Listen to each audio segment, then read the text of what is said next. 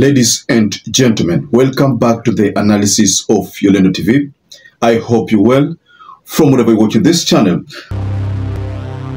Now today, I've come across two incidences. One is the one that I did a reaction on, a rebuttal from the IMF. Two, there's a story here ongoing about an FBI jet that had arrived in Kenya for the sole purpose of picking up a suspect by the name Kang'ethe. If you remember the story of Kang'ethe, this is a person who murdered his girlfriend, I think in the US some time ago, and then was on the run. It was strange how he managed to go beyond the US and jet to Kenya, and he has been on the run. But you see, there's a time the DCI arrested him, and his case has been ongoing. So there's this case about repatriation, which, based on the story that we have, it looks as if the judge decided that he be taken back to US for further trial. So the same day, we are discovering that Ruto arrived with Raila Odinga around in the evening, that is in China, and there are footages that we saw about that arrival. So I want us to go extensively into this story of the FBI jet. I was just giving you some insight into what happened, things that have happened today. So I want us to go extensively into this story of the FBI jet that was spotted in Kenya. But before you do that, please like this video. It's so important. If you like this video, I'm so grateful for everyone who has been liking our videos. I don't take that for granted. Subscribe to our channel if you've not subscribed before, and to existing subscribers, thank you so much for your support. Now, if I may take you up to speed with this matter of Kang'ethe.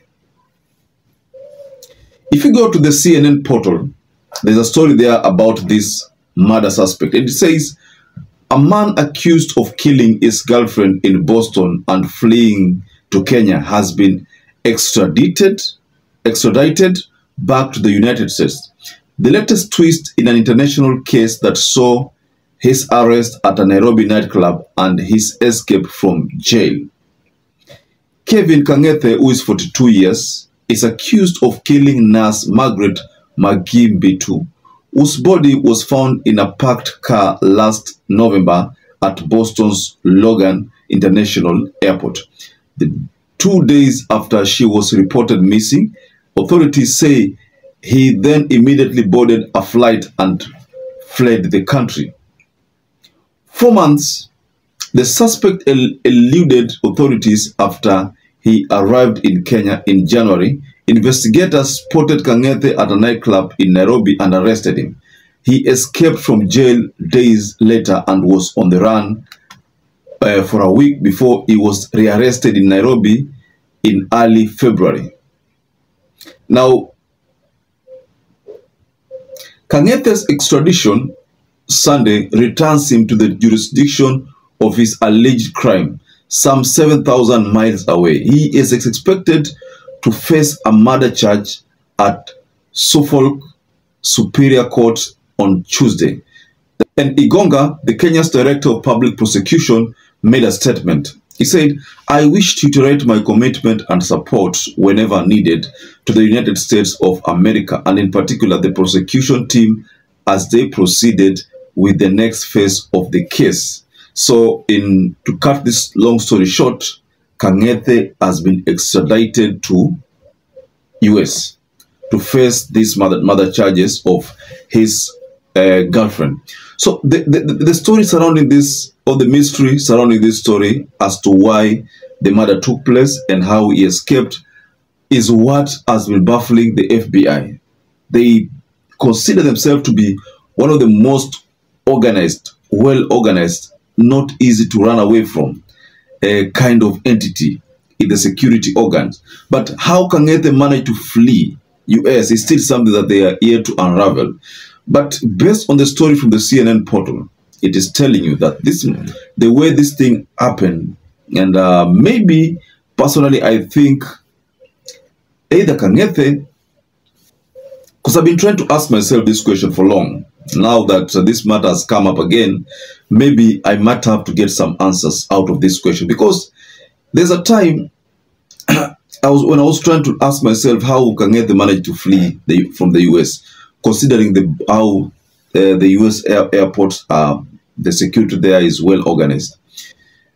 If this lady was murdered in the US and this person managed to flee, the only explanation to that is that it could have taken place and maybe they were planned to both of them board, but somewhere along the way, the lady changed her mind that she was not going to go to Kenya with Kang'ethe, because according to the story, maybe Kang'ethe could have booked in advance, reserved in advance, and knew very well that he was going to commit something.